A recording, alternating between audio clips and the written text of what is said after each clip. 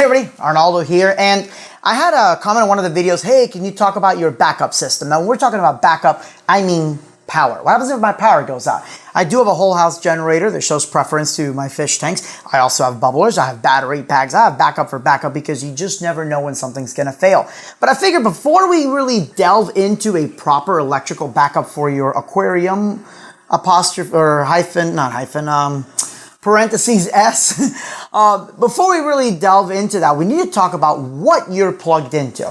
Now, before I start this video, I need to say 2 or 3 things. 1, disclaimers.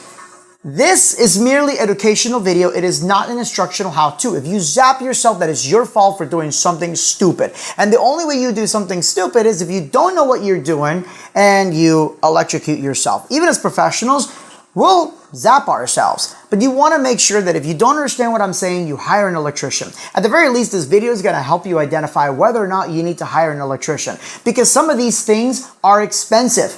Maybe $100 for a breaker, which sounds expensive, but it's a lot cheaper than being without a house for a certain amount of time because it burned down because you did something wrong.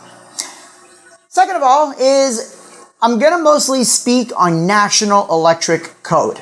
There are still local codes and variances and things that you need to focus on that if you do a change, you may need to pull a permit, you may need to call an inspector. Everybody's different, so just don't go do something because some rando on YouTube told you to do it.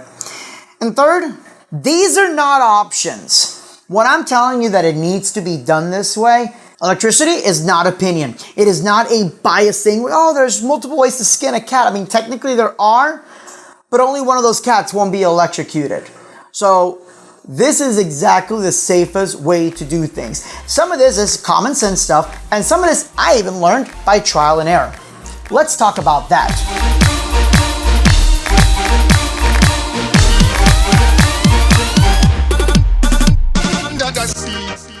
All right, so trial and error, I gotta move this tank. Technically, I gotta move the outlet behind this tank because if I open this, it's a solid wall behind there. The outlet is, I can reach under there, plug it, unplug, but it is not easily accessible. National Electric Code requires that all outlets are easily accessible. Now, they're not saying that you can plug it and unplug. They're saying that if you need to fix that outlet, you can cut your breaker off, get a screwdriver back there. There's no way in heck I'm gonna get a screwdriver back there. Because of that, that outlet needs to be moved because I'm not moving this tank. I'm gonna have to move this tank to get the outlet out of there, or I disable that wire or outlet and put a new one in its place. So that's something important to know is where are you going to locate your outlets. Next, you need to talk about what kind of protection you have. Don't say, I've got a surge protector. Don't say, oh, I've got a surge protector with GFCI. I wouldn't trust those at all. Now, let's talk about what is GFCI, and I actually have a GFCI outlet here. This is a ground fault circuit interrupt. You've seen these things. Now, this is a higher quality one.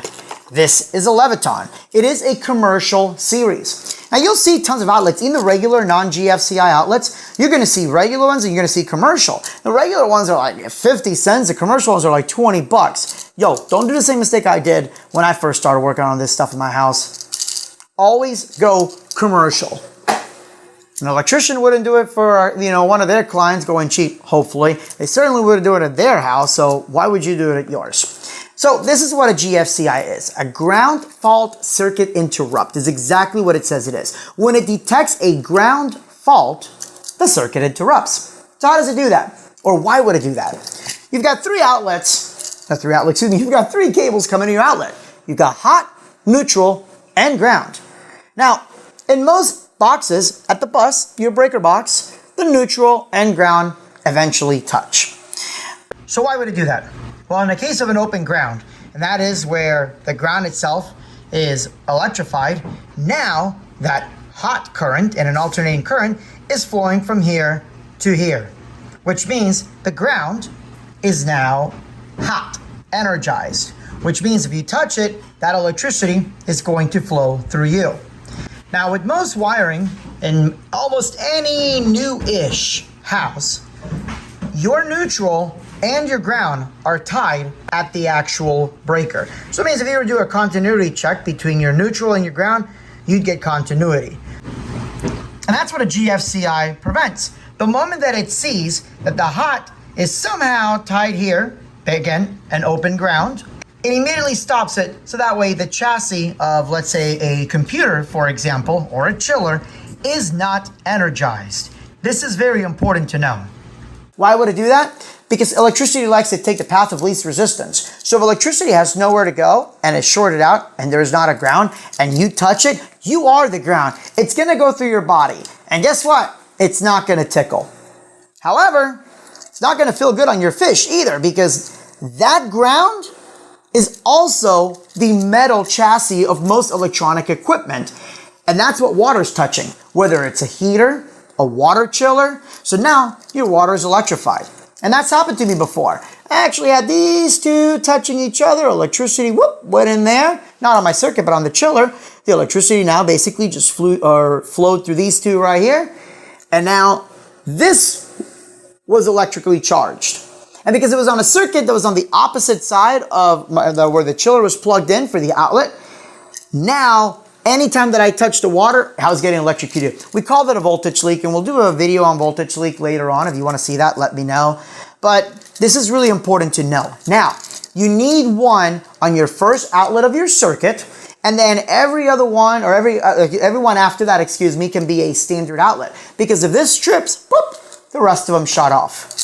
I hate these. I absolutely freaking hate these. And I'm gonna tell you why. Because if this one fails, first of all, just like any good circuit breaker, if this one fails, they all fail. But this thing seems to fail a lot. As a matter of fact, ask any electrician, this is how they make their money, having to replace these again and again and again.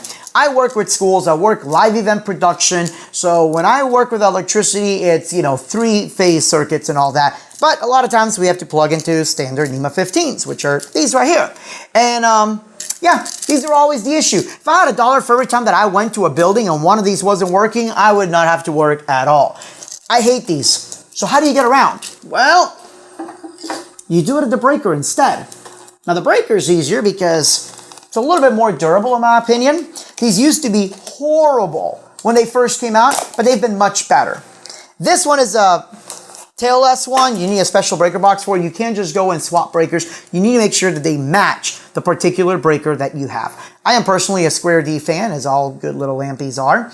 And this is a GFCI Arc Fault. Now, arc faults are very controversial amongst people that have done electric for a while, because these were the ones that really sucked when they first came out, but now they're much more reliable. So what is this? It's your breaker with a GFCI built in.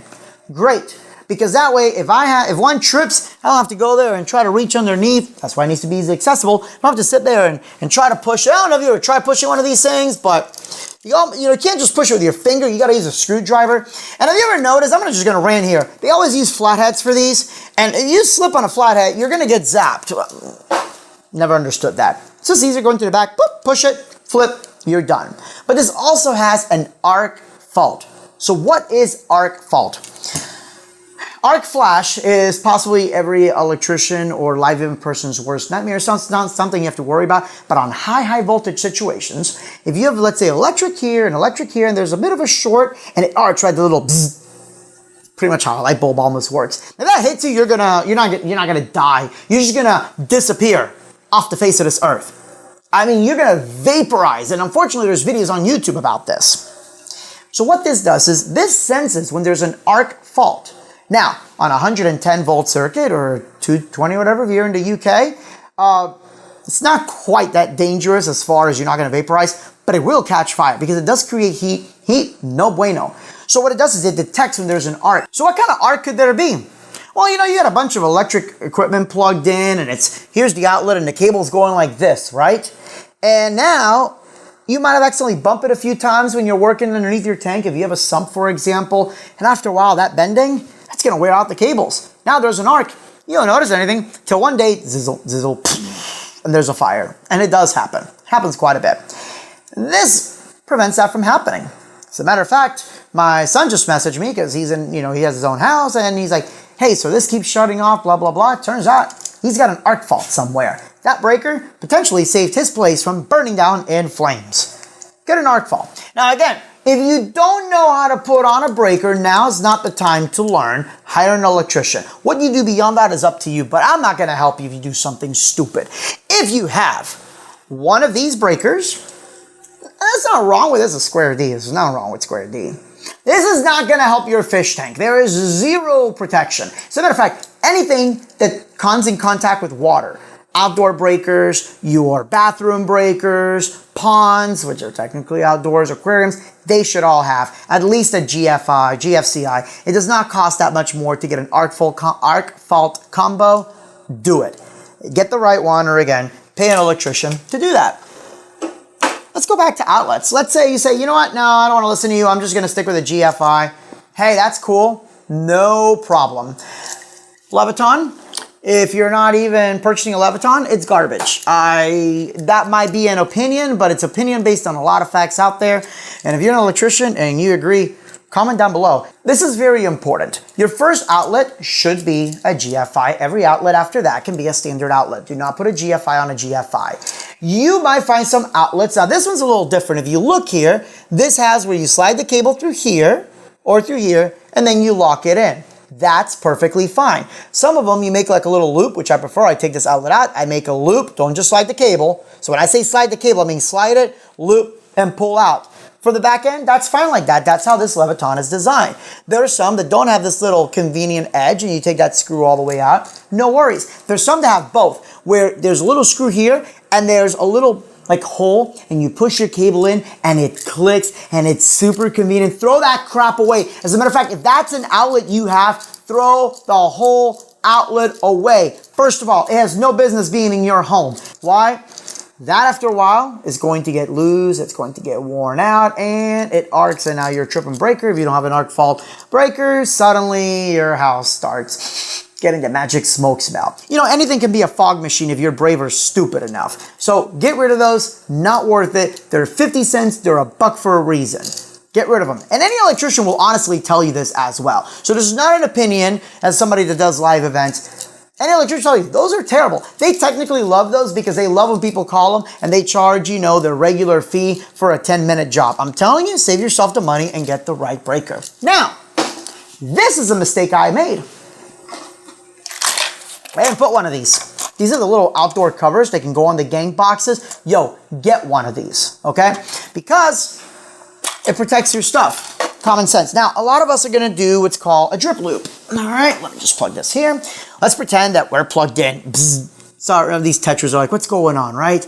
Now, if you just have your cable, let's pretend this is your electric cable, right? And now you have your water flowing down here. This is going to follow this path and go into your outlet. Zap. Especially if you touch it and it's salt. Oh, you're going to get hit. It's going to feel crispy. So people will do a drip loop, right? And a little drip loop. I really should have brought a...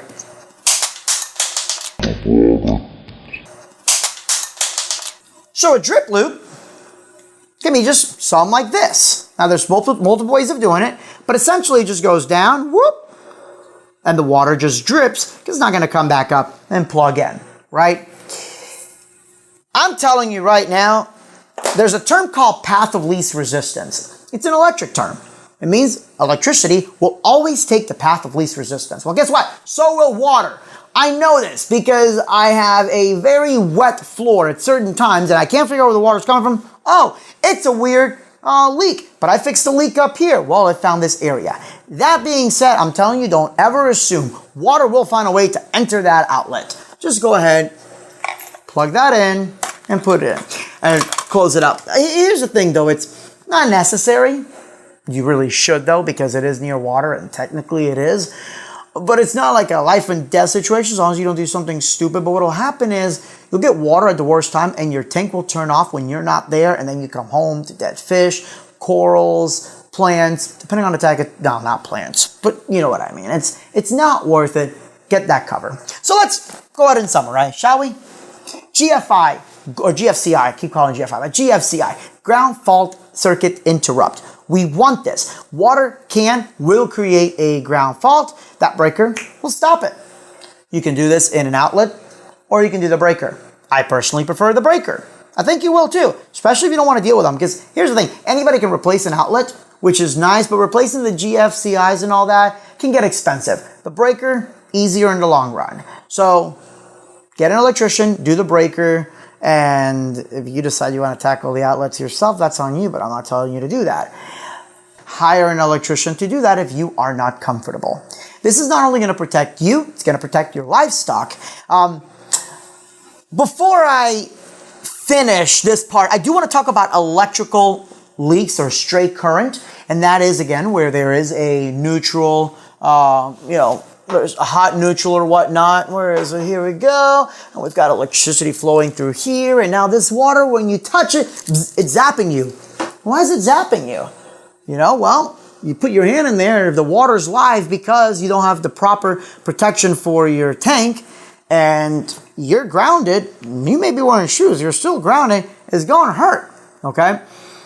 So people are like, oh my God, my fish are getting electrocuted. They're not, because the fish are not grounded.